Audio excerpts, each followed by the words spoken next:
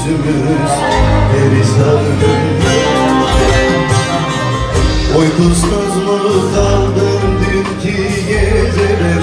Neylem neylem geceler?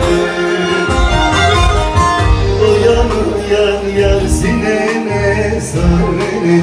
Ağlar kışımız, yolcu düşümüz perişanız. Uyan uyan yar, sinene sar beni. Ağlar kışımız, yolcu düşümüz nasıl edin?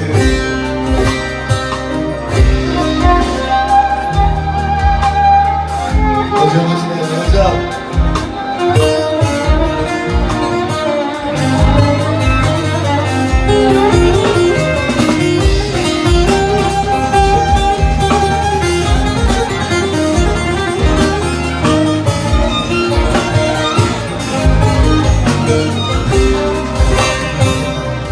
Aşağıdan gelir eli boş değil. Neydem neydem boş değil. Söylüyorum gönlüm hoş değil. Ağlar kışımız, görüşümüz nasıl edin? Bir güzelim bir çirkin